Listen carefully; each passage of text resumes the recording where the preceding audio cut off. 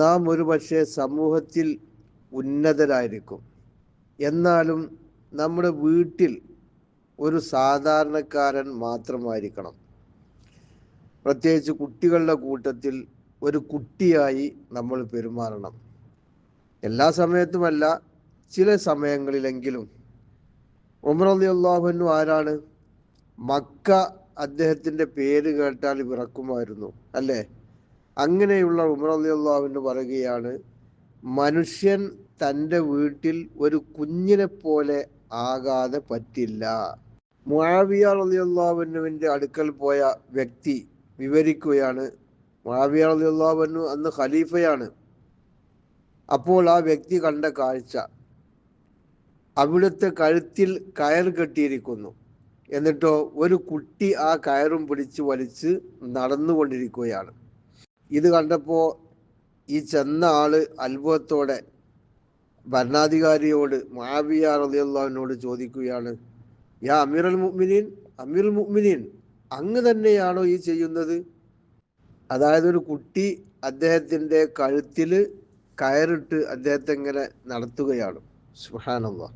അപ്പോൾ ഭരണാധികാരിയായ മുആവിയ ഇദ്ദേഹത്തോട് പറയുന്നു, ഞാനേ മുത്തുനബി സല്ലല്ലാഹു അലൈഹി വസല്ലം പറയുന്നത് കേട്ടിട്ടുണ്ട്, കുട്ടികളുള്ളവർ അവർക്ക് വേണ്ടി കുട്ടിത്തം കാണിക്കണം.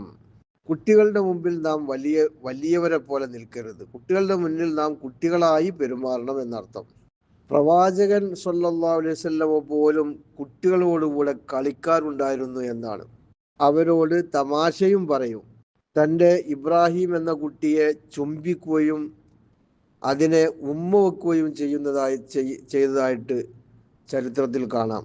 ഒരു പ്രാവശ്യം നബി സല്ലല്ലാഹു അലൈഹി വസല്ലം സുജൂദ് ചെയ്തുകൊണ്ടിരിക്കുമ്പോൾ സുജൂദിൽ നിന്ന് ഉയരാൻ നേരം വൈകി.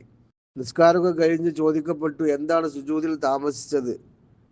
ബഹുമാനപ്പെട്ട നബി സല്ലല്ലാഹു അലൈഹി വസല്ലം മറുപടി പറഞ്ഞത്, ഞാൻ സുജൂദിലേക്ക് പോയപ്പോൾ എൻ്റെ മകൻ എന്നെ വാഹനമാക്കി പോയി. അപ്പോൾ പിന്നെ ആ വാഹനത്തിലിരിക്കുന്ന ആ കുട്ടിയെ വിഷമിപ്പിക്കുന്നത് ഞാൻ ഇഷ്ടപ്പെട്ടില്ല. അതുകൊണ്ട് ഞാൻ സുജൂദിൽ തന്നെ കിടന്നു കൊടുത്തു. ആരായിരുന്നു ആ മകൻ? ബഹുമാനപ്പെട്ട ഫാത്തിമ റളിയല്ലാഹു അൻഹയുടെ മകൻ ഹസൻ റളിയല്ലാഹു അൻഹു. ആ പേരമകനെ കുറിച്ചാണ് നബി സല്ലല്ലാഹു അലൈഹി വസല്ലം തങ്ങൾ പറഞ്ഞത്.